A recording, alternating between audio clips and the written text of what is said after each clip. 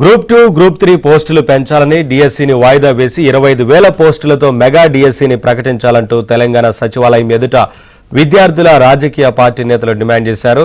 వీఆర్పీ ఆధ్వర్యంలో సచివాలయం ఎదుట ధర్నా నిర్వహించారు. యూత్ డిక్లరేషన్లో ప్రకటించిన విధంగా 4,000 రూపాయల నిరుద్యోగ భృతిని అందించాలన్నారు. 2 లక్షల ఉద్యోగాలకు వెంటనే జాబ్ క్యాలెండర్ ప్రకటించాలని వీఆర్పీ ఆధ్వర్యంలో ధర్నా చేపట్టారు. ముట్టడికి యత్నించిన వీఆర్పీ నేతలను పోలీసులు అదుపులోకి తీసుకున్నారు.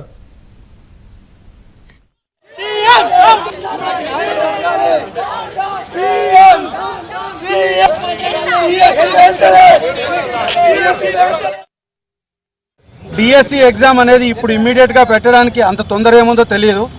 అందరూ కూడా డిసెంబర్ వరకు పోస్ట్ పోన్ చేయమని చెప్పి రిక్వెస్ట్ చేశారు. కనీసం డిసెంబర్ వరకు అన్న కాకపోయినా 1 నెల 2 నెలలు పోస్ట్ పోన్ చేస్తే విద్యార్థులు అందరూ కూడా ప్రిపేర్ అయ్యి రాయడానికి ఉంటుంది.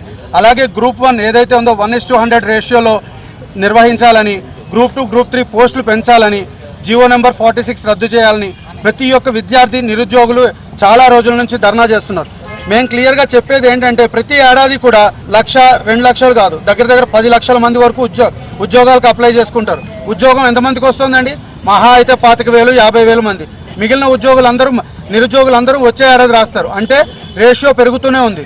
ఈ విధంగా రేషియో పెరుగుతున్నప్పుడు వీళ్ళకి జాబ్ క్యాలెండర్ అనేది ఒకటి ఇష్యూ చేస్తే ఫస్ట్ ఆఫ్ ఆల్ ప్రతి ఒక్కళ్ళు కూడా ప్రిపేర్డ్గా ఉంటారు. మేము ఇలా రోడ్ల మీదకి వచ్చి ధర్నాలు చేయాల్సిన అవసరం ఉండదు.